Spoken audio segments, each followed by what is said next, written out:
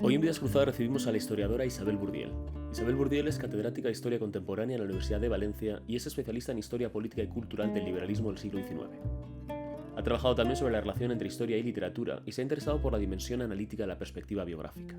Es, de hecho, directora de la Red Europea sobre Teoría y Práctica de la Biografía y autora, entre otros, de una biografía de Isabel II, por la que le fue concedido el Premio Nacional de Historia, y una biografía también magnífica sobre la escritora Emilia Pardo Bazán, ambas publicadas por la editorial Taurus. Con ustedes, Isabel Burdiel.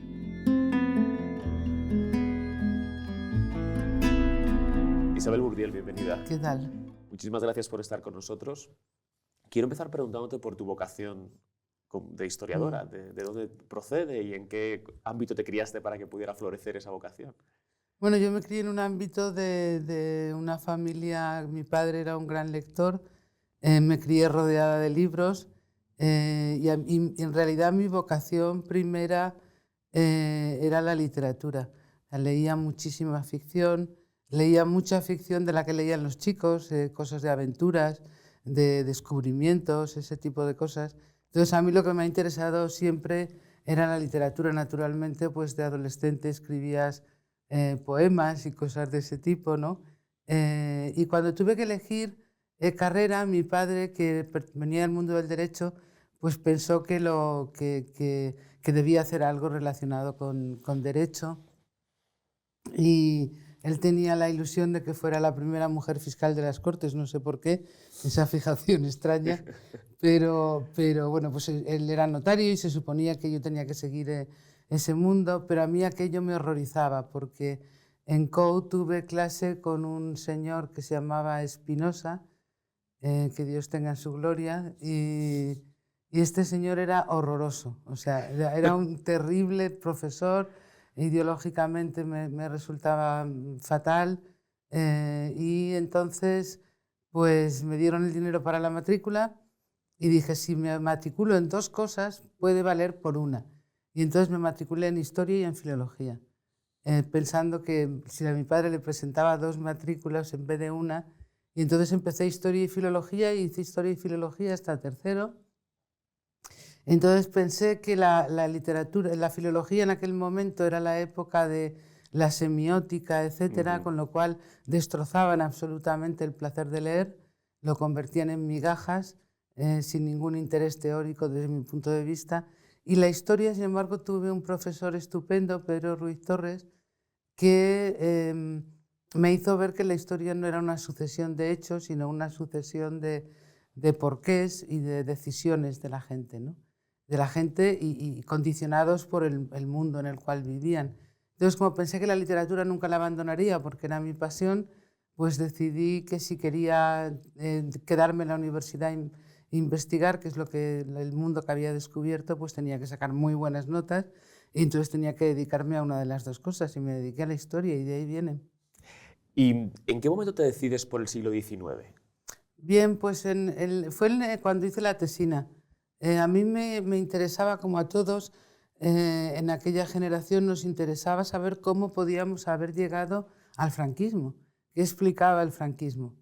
Pero claro, nuestros profesores nos llevaban atrás y se producía todo el debate de aquel momento de que no había habido una auténtica revolución liberal en España, por lo tanto no había habido una cultura democrática, por lo tanto el atraso, el desastre del 98, y entonces empecé a interesarme por el 19 y encontré en mi casa un volumen de época de Cánovas del Castillo sobre la oposición liberal conservadora, los discursos en prensa. Y una cosa que me había enseñado este profesor, Pedro Ruiz, es que es importante trabajar sobre algo con lo que no te sientes totalmente identificada políticamente. Ten en cuenta que esto ahora ya suena raro, pero en aquel momento era un momento de efervescencia política. Yo entré en la facultad el año que murió Franco, por lo tanto la distinción entre historia y política era prácticamente nula. Entonces yo pensé que me interesaba saber el porqué de esa continuidad tan conservadora en la historia de España en el 19, que luego había ido derivando hacia algo más que el conservadurismo. Hice la tesina sobre eso, lo cual pues me valió una reprimenda del tribunal porque porque era muy conservador el material y porque además trabajaba sobre el diario de sesiones de Cortes, que era considerado, dentro de la visión marxista que teníamos todos, superestructural. Entonces había que analizar las hectáreas, las fanegadas de trigo, la evolución económica, pero la política y la ideología estaban consideradas pues eso, un planteamiento muy superficial, muy superestructural. Y me metí ahí y a partir de ahí pues me interesó el reinado isabelino, porque pensé que de ahí venía todo el problema y ahí me he quedado en buena medida, ¿no? Es interesante porque has dicho, y recibí una reprimenda del tribunal, y a lo mejor alguien que nos está escuchando dice, bueno, una reprimenda por parte de ese conservadurismo, pero no, la reprimenda viene por parte de la hegemonía marxista, digamos, que hay en la universidad, ¿no? Sí, exactamente. Sí, sí, en aquella época, pues el debate entonces era la transición del feudalismo al capitalismo.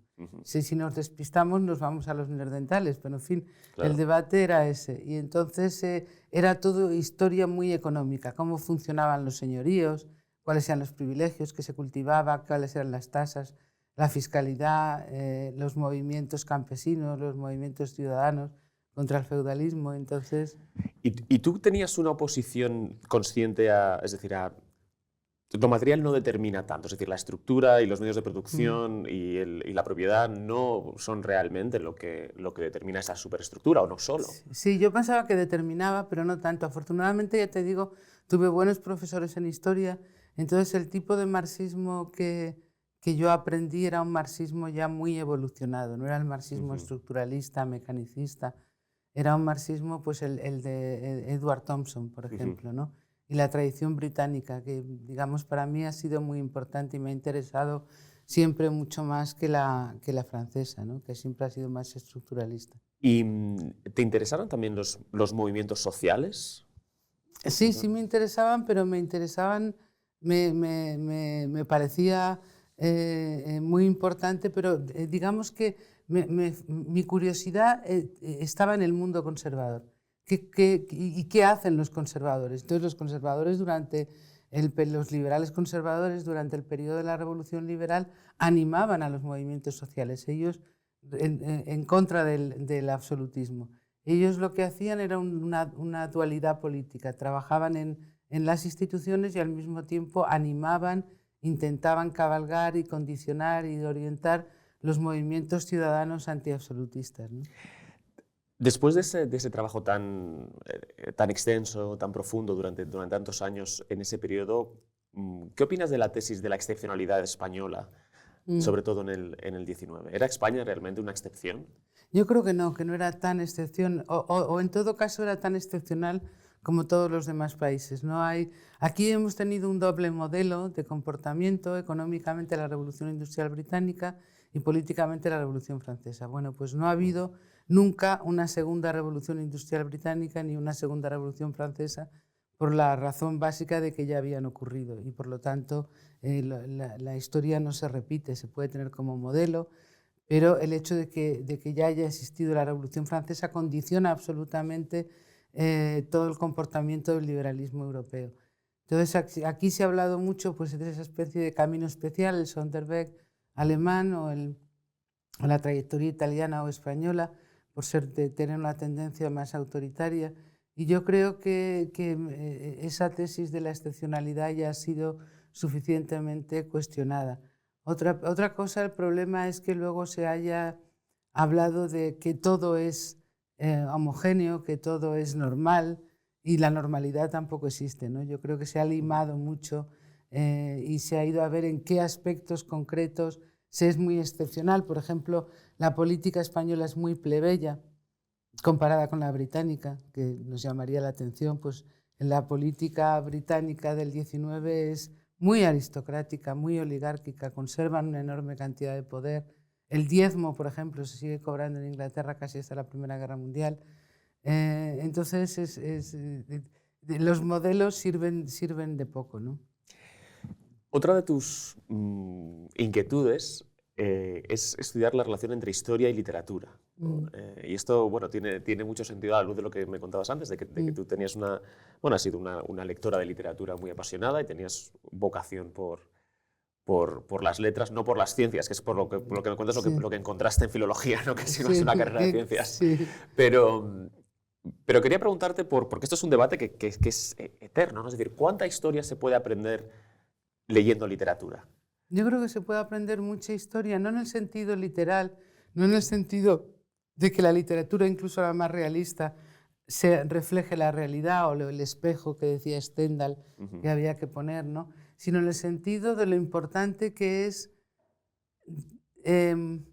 analizar el mundo desde el punto de vista de la ficción. Es decir, la idea de que el mundo es tan opaco que contarlo, intentar analizarlo, se puede hacer con fuentes históricas o con la propia imaginación y observación de lo que hace la gente, ¿no? Y en ese sentido, durante todo el XIX, la literatura estuvo llena de historia.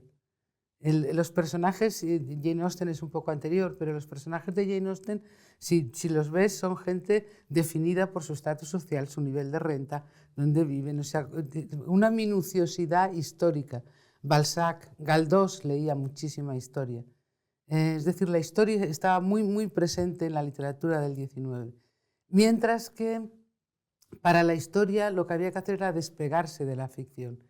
Pero hay una contaminación recíproca y yo creo que la idea de lo importante que es lo que imaginamos es un aspecto histórico que hay que estudiar.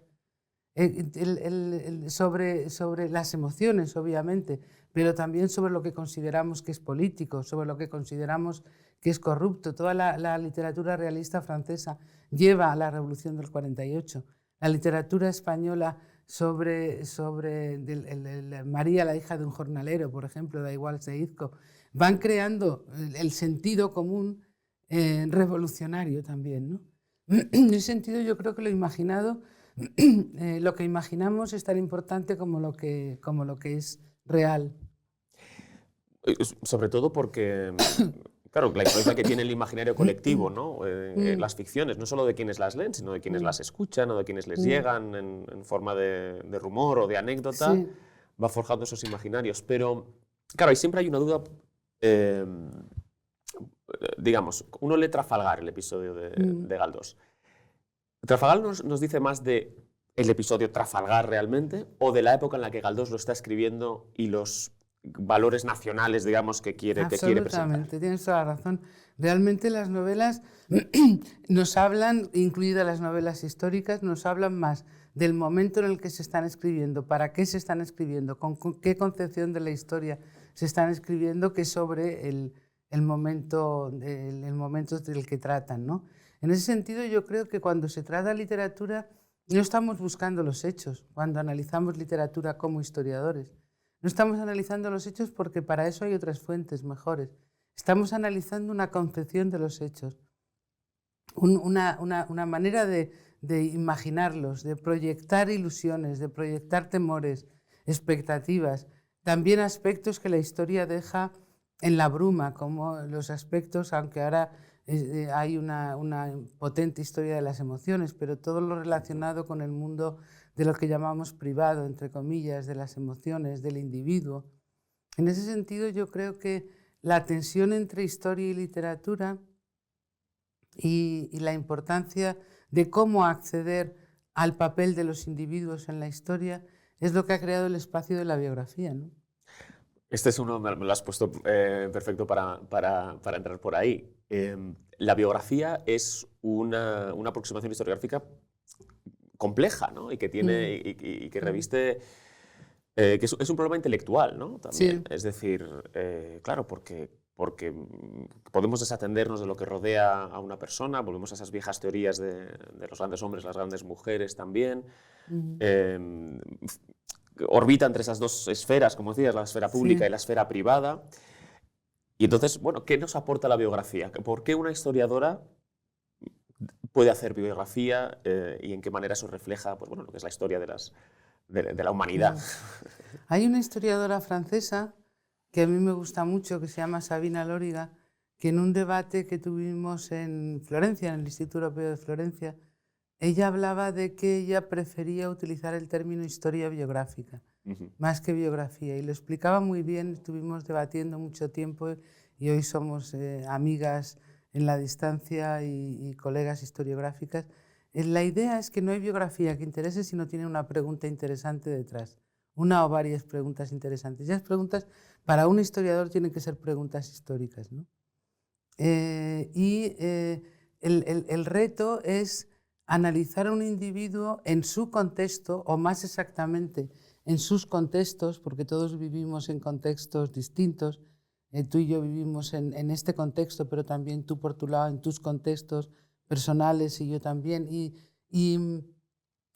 analizarlo en su contexto sin que se trague absolutamente ese análisis la capacidad individual de gestionar cómo vives en esos contextos y qué tipo de decisiones tienes.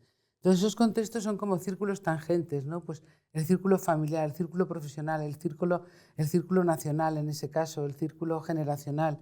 Y en algún lugar esos círculos se unen, y en ese minúsculo lugar es donde está el individuo que nos puede decir, o nos puede iluminar ángulos de la historia que de otra manera no veríamos, ¿no? Y en ese sentido, para mí fue muy importante leer a Lytton Strachey y a Virginia Woolf, ambos muy interesados en la biografía, y decían que la biografía servía para iluminar con una luz distinta y desde un ángulo distinto problemas que si no, no tocaríamos. Por ejemplo, en el caso de Isabel II, a mí me interesaba saber por qué la monarquía, en realidad me interesaba por qué la monarquía y la Iglesia habían sido obstáculos tradicionales para el desarrollo de un planteamiento liberal, progresista en España. Entonces, decidí entrar desde la monarquía, pero cuando empecé a ver material, documentación histórica, el personaje de la reina me resultó tan extraño y tuve tantísima suerte con la documentación que encontré, porque era una documentación privada de su madre que estaba en la banca Rothschild de París, en los sótanos desde el siglo XIX. Y finalmente se dejó de pagar aquel depósito y la banca Rothschild decidió buscar a los herederos. Eran unas hermanas aristocráticas, más o menos aristocráticas, que vivían en Chinchón, que no tenían ni idea de qué era aquello y que les empezaron a llegar mogollón, con perdón, de cajas con documentación. Entonces un librero de viejo lo compró por nada de dinero, por 1 millón de pesetas, y luego se lo vendió al Archivo Histórico Nacional.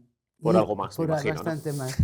Entonces yo tuve la enorme suerte de que veía cómo abrían el lacre de una caja, lo catalogaban e inmediatamente lo veía. Y entonces ahí me surgían personajes extrañísimos. Donoso Cortés haciendo unas cosas alucinantes que tenían muy poco que ver con lo que se leía en el diario de sesiones de Cortes. La reina, un ser opaco totalmente, una niña en una familia disfuncional.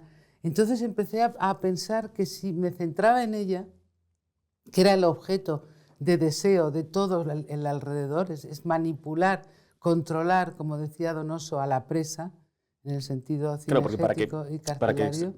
No sepan quienes nos escuchan, Isabel II fue reina desde los 3 años, ¿no? Su padre murió cuando ella tenía 3 años, fue reina, ejerció el poder en su nombre su madre, la regente María Cristina de Borbón, la última mujer de Fernando VII, pero a ella empezó a reinar efectivamente, la hicieron mayor de edad a los 13 años. Antes tenía su madre. Hay 10 años de regencia. Sí, pero a los 13 años, sin una educación de ningún tipo, prácticamente ni moral, ni histórica, ni política, ni constitucional. Bueno, aquello fue un auténtico desastre, ¿no? Y ya te digo, Donoso Cortés le escribe al marido de María Cristina de Borbón, que tuvo un marido morganático secreto, a Muñoz, y le dijo: mire, los progresistas no necesitan a la corona, a la reina, porque tienen a las turbas. Nosotros necesitamos el trono porque no tenemos a las turbas. No podemos soltar esta presa. Y como una presa, como un poder secuestrable, es cómo trataron a Isabel II. Entonces, el personaje es absolutamente opaco, entre otras cosas porque era opaco para ella misma. La capacidad de introspección de esa niña mujer era nula, pero ella sabía que todo el mundo quería su poder. Y de qué manera intentaron secuestrar ese poder y terminaron secuestrados por el poder de la reina, me dio una dimensión que no me lo hubiera dado si me hubiera dedicado a estudiar lo que entonces se estudiaba, que eran los grandes tratados sobre la corona, sobre qué papel tiene que tener la corona en el sistema constitucional, si tiene veto, si no tiene veto, cómo se discuten las cortes, los debates constituyentes. Y yo lo que hice fue entrar en la corte porque tuve la suerte de esa documentación y porque el personaje me fascinó, un personaje totalmente desquiciado. ¿Y qué es lo más llamativo que aprendiste de Isabel II? Porque claro, tú conocerías muy bien la figura política, pero claro, entraste de lleno en su biografía, ¿no? en su vida personal. ¿Qué es lo que más te llamó la atención? El desquicie absoluto. Es lo que te estaba diciendo, la opacidad absoluta del personaje, la manipulación constante. Me llamó la atención que los liberales moderados que la secuestraron como una presa, según decía Donoso Cortés, acabaron recibiendo, o sea, acabaron como una especie de boomerang, terminando siendo secuestrados por la propia corona. Es decir, como era un juego político totalmente encogido. Lo que querían era controlar a la corona, se fueron fraccionando en camarillas distintas que todas buscaban lo mismo. Y la máxima de divide y vencerás, Isabel II la tenía clarísima. Yo si enfrento a este grupo con esto y con esto, al final hago lo que yo quiero. ¿Era una mujer astuta? Yo creo que era astuta, más que lista, y no tenía una inteligencia totalmente sin desarrollar, ¿no? Y claro, empieza a reinar con 13 años y deja de reinar con 30 y pocos, Con 38, me parece que era. Y ahí, ¿qué es de su vida después? Ya, digamos, Sí, después de la Revolución Gloriosa, ella va sí. al exilio y ¿qué es de ella? Ella se exilia se exilia en París, siempre piensa al principio sobre todo que va a volver, primero que va a volver restaurada ella, luego se da cuenta, Cánovas le deja claro, Cánovas del Castillo, que la restauración solamente tiene posibilidad en su hijo, porque ella está totalmente desprestigiada, incluso entre el liberalismo conservador, pero ella quiere volver como reina madre. Cánovas le escribe diciendo, usted significa un reinado y ese reinado tiene que apartarse de ser el telón de fondo de su hijo, hay que renovar esto. Y entonces se encuentra en una situación en la que no la dejan volver a España. Algo así como lo que le pasa al rey actual, que es una china enorme en el zapato de la monarquía, ¿no? ¿Ves paralelismos? Que esa iba a ser mi pregunta. La monarquía, siendo una institución, en fin, en muchos aspectos anacrónica, y que sigue rigiéndose por códigos que no están vigentes en otras instituciones, ¿ves paralelismos entre aquella monarquía y la monarquía actual en ese tipo de protocolos reputacionales, en cierto modo, ¿no? Sí, yo creo que es muy distinto a la monarquía constitucional oligárquica con un enorme poder de la corona del 19, con una monarquía democrática en la que el rey realmente no tiene poder político, ¿no? Pero sí que hay una dimensión moral de la sensación, por razones distintas, de impunidad, de poder verdaderamente hacer lo que te viene en gana, por razones distintas. En el caso de Isabel II, porque la corte era una corte absolutista fundamentalmente, y en el caso del rey emérito, porque se hizo un pacto de silencio sobre su comportamiento privado, y cuando digo privado, no solamente el amoroso, que tiene un interés, sino lo relacionado, la relación entre política y negocios, ¿no? Se hizo ese pacto y a cambio de un comportamiento político útil para la democracia, ¿no? Yo creo que es un tema, me interesaría muchísimo analizarlo más, pero creo que ya hay buenos trabajos sobre Juan Carlos, pero merece la pena ahora, con esta luz cenital, de esa codicia absurda, ¿no? Que también tiene que ver esa codicia absurda con el hecho de que la monarquía española, la corona es muy pobre, ¿no? de todo el saqueo de las arcas públicas que hizo la corona británica en el 18 y en el 19, pues aquí, aquí realmente la corona se quedó muy pobre después de la Revolución Liberal. En buena Entiendo que medida. debe haber cierto miedo también, ¿no? Bueno, a la precariedad también que te la corona, ¿no? Porque Alfonso XII fue el último rey que murió en el trono, ¿no? El hijo Sí, sí, sí. de Isabel II, justamente, ¿no? Es decir, uno Sí. nunca sabe Sí, lo que hay. en una situación política tan turbulenta como la española, pues supongo que también hay ese miedo, claro, y además Juan Carlos sabía que la democracia española pendía de un hilo durante mucho tiempo, ¿no? Pero bueno, yo no querría entrar Ujú. en el debate más actual. De todas maneras, la monarquía, el problema es que es muy adaptable. Si te das cuenta, después de la Revolución Liberal, todos los países eran monarquías, con la excepción de Francia a partir del 74. Y se ha ido adaptando progresivamente a los cambios políticos que ha habido. Y las monarquías nórdicas están en países especialmente democráticos, ¿no? O sea que la idea de que hay una incompatibilidad sustancial entre monarquía y democracia no se sostiene. No, no. No, aunque una institución Ujú. arcaica y arcaizante, ¿no? En su Sí, no, comportamiento. pero efectivamente, sobre todo la calidad democrática, si uno ve los Sí, rankings de calidad democrática, pues bueno, una mm, buena parte de esos países que están ahí arriba sí, son...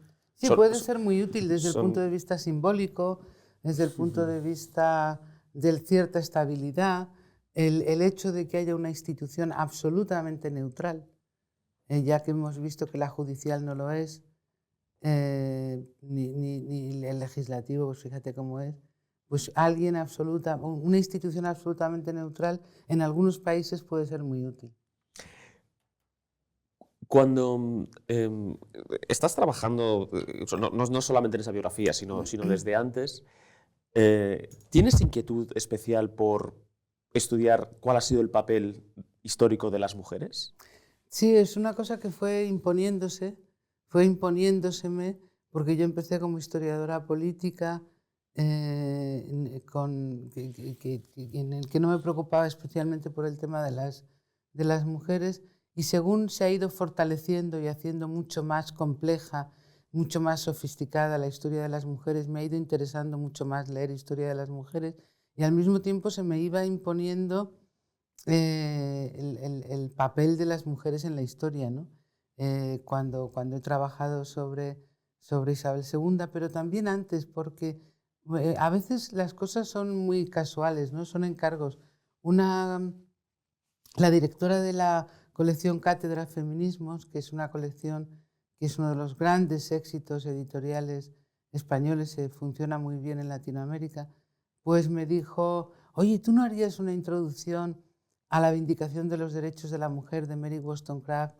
Porque, bueno, pues eres muy anglófila, la has leído, y entonces empecé a hacer esa introducción que se suponía que era un trabajo de un mes y me tiré un año trabajando sobre Mary Wollstonecraft y me apasionó el personaje y me apasionó sus dilemas, porque Ujú. eran dilemas que yo también había tenido, ¿no? Como mujer. Y mi problema era, que era un problema pues también muy juvenil, era que no quería verme tan involucrada emocionalmente. Hacer historia Mm. de las mujeres me involucraba emocionalmente de una manera que yo no quería estar involucrada emocionalmente, ¿no? Y recuerdo que lo de trabajar sobre Mary Wollstonecraft, sus dudas, sus problemas intelectuales, su sensación de tener un techo que la ahogaba y que la asfixiaba, sus problemas para tener relaciones amorosas estables, todo eso me interpelaba de una manera demasiado emocional y yo no Ujú. quería tantas emociones en el trabajo. ¿Y eso era una cuestión de cercanía con el objeto de estudio o de Mm. juventud? Yo creo que tenía que ver con las dos cosas, era cercanía con el objeto de estudio y luego, por otra parte, la juventud, eres más insegura, ¿no? Y también más cartesiana.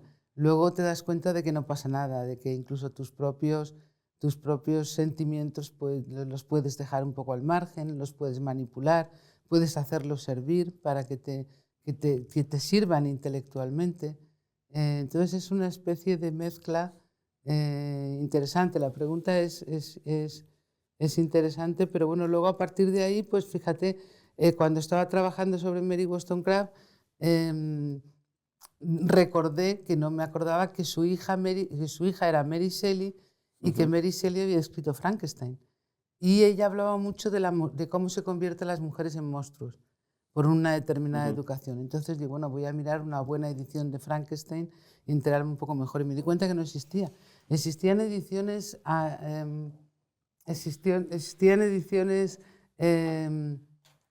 para niños o para jóvenes, pero no existía una buena edición y lo comenté y entonces me encargaron la edición de Frankenstein. Por hablar, ¿no? Te dijeron. Por hablar y bueno, fue apasionante ya lo de trabajar sobre Frankenstein y poder unir mis dos pasiones, la historia y la literatura, pues fue realmente apasionante. Recuerdo estar en la Bodleian Library en Oxford y estar con el manuscrito de Mary Shelley. Fuera nevaba y estaban estos árboles que no sé cómo se llaman, lo he sabido pero ahora no lo recuerdo, que florecen con la nieve. Un señor con toga que tartamudeaba como si realmente estuviera imitando a un inglés. Y yo viendo el manuscrito de puño y letra de Mary Shelley y en los márgenes las correcciones que le hacía su marido, Percy Shelley, ¿no? Y por detrás la lista de la compra, patatas, cebollas, no sé qué. Entonces esa mezcla y luego lo tremendamente polisémico que es el relato de Frankenstein, pues fue probablemente los momentos intelectuales más intensos, ¿no? Junto con descubrir las cajas del archivo privado de la regente María Cristina de Borbón. Pero desde el punto de vista de poner absolutamente en marcha tu cabeza, tuvo que ver con Frankenstein. Y esta pregunta venía a raíz esta respuesta, perdón, venía a raíz de la pregunta sobre las mujeres, ¿no? Sobre el interés en las mujeres. Hemos ido de Mary Wollstonecraft a Mary Shelley, luego hemos hablado antes de Isabel II también, pero eres autora también de una biografía muy extensa y excelente de otra gran mujer del 19 y principios del 20 español, que es Emilia Pardo Bazán. Sí. Entiendo que Emilia Pardo Bazán, claro, Isabel II es, digamos, una mujer desde la que podemos hablar mucho de la primera mitad del siglo XX, del siglo XIX, perdón, y Emilia Pardo Bazán nos permite hablar de la segunda mitad, ¿no? Y entiendo que aquí ya tienes la madurez para estar un poco más alejado de ella, pero entiendo que también sus inquietudes y su escisión también, ¿no? En diferentes ámbitos, ahora los podemos comentar, también te interpelaban. Sí, desde luego, sin duda, ¿no? Porque era una persona que tenía una voluntad tremenda de llegar a ser una escritora desde muy joven y lo tenía muy difícil, muy complicado. También tenía muchas facilidades familiares. Me interpelaba, pero con mucha más distancia, ¿no? Y además Pardo Bazán era una mujer muy inteligente, extraordinaria inteligente, probablemente lo que hoy llamaríamos altas capacidades, porque era capaz de escribir cuentos, libros, asistir al teatro, era un fenómeno de la naturaleza. Y muchos de sus retos, de los retos que ella se planteaba, de los techos de cristal o no, son retos que son muy, muy, muy modernos, ¿no? Por ejemplo, ella se plantea el tema de la maternidad, de la relación entre escribir y tener hijos, que es algo que bueno, pues a mí también me ha pasado, obviamente. Y que ¿no? sigue siendo un debate para las escritoras jóvenes, se sigue escribiendo muchísimo sobre esta cuestión. Claro, porque es que te tira al mundo, te tira la escritura y te tira el hijo. Y estás tironeada entre dos grandes cosas de tu vida, ¿no? Y ella lo planteaba así, pero ella hizo algo, ella fue carlista, y luego era conservadora, coqueteó, como coquetearon muchos con la dictadura a partir del 98, con la idea de la dictadura del cirujano de hierro, y al mismo tiempo de ser tan conservadora, tenía un feminismo muy radical y muy moderno. Tan radical y tan moderno que no tiene nada que ver con el feminismo de otras mujeres que políticamente eran progresistas, como Concepción Arenal, por ejemplo, ¿no? Que pensaba que las mujeres tenían una naturaleza más compasiva. Y Pardo Bazán no podía aguantar ese tipo de esencialismo, ¿no? Ella decía que las mujeres eran tan o menos compasivas que los hombres dependiendo de qué mujeres, en qué contexto, de qué manera. Se planteaba que no se puede, que la mujer esencialmente no tiene por qué identificar su identidad con la maternidad, que un árbol es un árbol aunque no de frutos, por ejemplo. Ella tuvo un padre progresista, ¿no? Sí, su padre era un liberal progresista, sí. Sí, y un hombre que la apoyó siempre, ¿no? Para ella fue muy, muy importante hacer una combinación extraña entre un catolicismo que ella idealizó, como un catolicismo que liberaba a las mujeres porque hablaba de la igualdad de las almas, y eso siempre lo mantuvo, pero yo creo que era retórica, para ella misma también, y después el feminismo de Harriet Taylor y John Stuart Mill. Y eso le dio una potencia a su feminismo enorme. Ninguna feminista del 19 se atrevió a cuestionar la maternidad, en toda Europa, ¿eh? Y ella sí, ella decía, pero bueno, ¿a santo de qué? Yo tengo 3 hijos, pero bueno, podría no tenerlos, sería igual mujer que si los tengo, es como si no los tengo, ¿no? Soy algo más que la madre de mis hijos. Soy algo más que una madre en potencia, o una madre... Y también ella reivindicaba, estoy pensando en una novela que a mí me gusta mucho, que es Insolación, Sí. donde hay una reivindicación del placer sensual, Sí. por el placer sensual, ¿no? Sí. Eso también es rarísimo en las mujeres. La descripción del cuerpo de un hombre es rarísimo. Y yo decía una cosa que es prefreudiana, ¿no? Decía, ¿por qué no podemos hablar del muslo de un hombre o del cosquilleo o la belleza de un bigote? Lo que no se habla, lo que no se dice, lo que se oculta, se pudre. O sea, puro Freud. Y entonces es una novela sobre la pasión, sobre dejarse llevar por la pasión. Y luego es transgresora por una razón que es exactamente lo contrario de lo que se piensa, ¿no? Es transgresora porque tiene un final feliz. En todas las otras novelas en las que se habla de las pasiones de las mujeres tienen un mal final. Madame Bovary, La Regenta, Ana Karenina, todas las mujeres que tienen sensualidad son castigadas por ello, ¿no?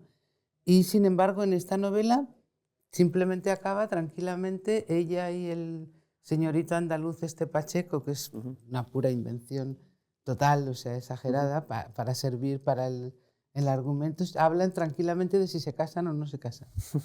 Sí, perdón. Sí, no, nada, no, que eso es muy transgresor. Y efectivamente se considera que no lo es porque parece que como que claudica al matrimonio. No es bueno, Pardo Bazán ha querido cerrar con una boda porque no puede cerrar solamente con una historia pasional, ¿no? Claro, yo creo que esa es la conclusión más superficial, ¿no? Decir, bueno, pues tiene un final feliz, se tiene que casar. No, es que no castigar a las mujeres y permitir que puedan hablar de casarse o no casarse después de haber tenido relaciones extramatrimoniales es lo más transgresor que hay si tú analizas la literatura del 19, claro. Y hay otro elemento transgresor, diría, porque hay una reivindicación del calavera con el que lleva el siglo XIX metiéndose durante tanto tiempo, ¿no? Es decir, que bueno, hay una utilidad social de esta calavera, que no es ser un personaje nacional ni liberar a nadie, sino bueno, dar alegrías a esta joven viuda, ¿no? Sí, un poco sí. Sí, no, es una novela muy interesante y además tiene una lectura muy interesante, si te fijas. Es una novela de amor, pero también es una novela sobre qué es España, cómo es España. Hay discusiones en las tertulias de la condesa Andrade, o no me acuerdo ahora. Sí, de Andrade, de Andrade, en el que se habla de si el carácter español es más pasional, de ahí insolación, te da el sol y te vuelves loco o loca, más pasional que el de los países europeos. Y eso tiene mucho que ver con el debate entonces sobre las razas, las naciones, España como la antesala de África, etcétera, ¿no? Y hay una discusión sobre eso interesantísima, en la que ella, como siempre, pone por delante fundamentalmente el individuo y sobre todo la clase, ¿no? Dice, las clases aristocráticas o dirigentes son iguales en todas partes, ¿no? El problema de la aristocracia española es que es muy plebeya. Y curiosamente, el momento de insolación le da cuando se junta con la plebe, ¿no? Cuando se junta con la plebe, exactamente, cuando realmente el sudor, las llamadas, los gritos, la bebida, cuando se junta es más que el sol, es juntarse con el pueblo en la pradera de San Isidro lo que la marea, ¿no? Y cuando hacer la biografía de una escritora, entiendo que también te reconcilia con tu pasión por la literatura, ¿no? Es decir, ahí, esa biografía sí que aúna esas pasiones de, bueno, el relato biográfico con la literatura, por lo que tiene la literatura de pedagógico desde el punto de vista de la historia. Sí. Y quería preguntarte, ¿qué aprendiste sobre Emilia Pardo que no supieras escribiendo la biografía a partir de sus novelas, no de la documentación otra que manejabas? Pues que era un personaje con un gran sentido del humor, que era muy divertida, muy apasionada, y me planteó un reto intelectual, ¿no? Si se podía ser conservadora y progresista a la vez. Porque se me escapaba, y decía, pensaba que la tenía pillada y de repente hace algo que no podía creer, pero ¿cómo se puede ser tan carca y cómo se puede ser tan radical? Y entonces me hizo pensar en esa posibilidad, ¿no? Y en cómo eso se va gestionando a lo largo de toda una vida de ambición de ser y estar, ¿no? Y bueno, pues el reto era transmitir para un lector no especialista una visión del siglo XIX y del tema de la escritura femenina y del feminismo y de la literatura del XIX de una manera que fuera expresiva. Y me costó mucho escribirlo y es demasiado largo. Ese es el problema. Bueno, cada uno puede parar donde quiera y las partes que quiera. Puedes saltártelo, claro, puedes ir saltando. No, y además tiene un índice que te permite, bueno, si a alguien le interesa leer sobre una novela en concreto, sobre una época. Hay una parte que creo que es muy importante, que es la relación que tiene Emilia Pardo Bazán con los escritores de su generación, ¿no? Con los contemporáneos, o sea, con las cartas de ida y vuelta con Narcís Oller o con Galdós, por supuesto, lo que dice Clarín sobre sus novelas, ¿no? Esta relación de ella con esos escritores, por supuesto todos esos hombres, ¿qué te transmitió cuando revisabas esas cartas y esas idas y venidas? Me transmitió el deseo de ella de hacerse presente en ese círculo, porque era el mismo que querían todos los demás con sus cartas, es decir, tener un espacio, tener los contactos necesarios para que te publiquen, poder discutir de literatura, pero sobre todo de dinero, que es lo que hacen todos los escritores y artistas. Ella quería ser una de ellos, ¿no? Quería formar parte de ese círculo. Entonces lo que me interesó fue cómo hubo mucha gente que la apreció, Narcís Oller, por ejemplo, pero luego todos se reían un poco de ella, ¿no? Porque además ella era totalmente volcánica, ¿no? No tenía nada de conciencia de los límites. Entonces, algo que solo se pueden permitir los aristócratas. Sí, en buena medida sí. Aunque ella era una aristócrata menor, ¿no? El título de su padre es un título tardío, es pontificio, no es título de Castilla. Luego ella consiguió un título de Castilla cuando ella era famosa. Pero ella cultivó eso, ¿no? Se me ha ido la pregunta. No, sobre la relación con los escritores. Sí, que te da pena, ¿no? Da pena y te da rabia y además, en cierto sentido, es muy injusto porque Menéndez Pelayo y Juan Valera, por ejemplo, hablan de ella en su correspondencia y hablan de ella como una mujer muy ambiciosa que hay que frenar, porque siempre está buscando esto, porque consigue que la publiquen, porque no sé qué, y luego lees la correspondencia entre Valera y Menéndez Pelayo y otras cosas y ellos hacen exactamente lo mismo. Entonces, lo que en ellos es ambición legítima, en ella es algo obsceno, ¿no? Y bueno, pues menos mal que ella no lo leía, aunque era suficientemente lista como para probablemente darse cuenta de lo que estaba pasando. El que más respeto tuvo por ella era el más inteligente de todos y el mejor escritor, que fue Galdós. ¿Dirías que Galdós era mejor que Clarín? ¿Como escritor? Como escritor. Ese es uno de los grandes debates. Ya queda fatal y poco sofisticado decir que Galdós es un gran escritor. Hay que decir que es un escritor garbancero, que es lo que decía mi padre, por ejemplo. Eso no sé quién lo dijo, creo que lo dijo Baroja. Sí, Baroja. Pero yo una de las cosas Siendo Baroja bastante galdosiano. Bastante galdosiano. Yo una de las cosas que he descubierto escribiendo sobre Pardo Bazán ha sido Galdós. porque en mi casa mi padre era un hombre formado más en las vanguardias y entonces pues decía lo típico, ¿no? De que las novelas de Galdós olían a cocido, etcétera, Como ¿no? si fuera algo malo. Como si fuera algo malo, lo bueno que está el cocido. Y entonces no lo había leído prácticamente nada, había visto para alguna cosa de los episodios nacionales que me había parecido útil. Entonces leyéndolo es un escritor mayor. Lo que pasa es que escribía sin parar, o sea, no podía hacerlo todo perfecto. Clarín es muy buen escritor, pero es escritor de un libro. Sí. Y además de un libro con un estreñimiento moral importante. Sí, por eso, a ver, claro, evidentemente Galdós, que escribió tantísimas novelas, pues claro, Clarín tiene La Regenta y su único hijo, que es muy inferior, pero yo creo que ninguna obra de Galdós llega a la altura de La Regenta, en mi opinión. Puede ser, sí, en cierto sentido sí, pero por ejemplo Fortunata y Jacinta es una gran obra. Sí, sin duda. Y a mí, me gustan muchas novelas de... Sí, quizá no llega, pero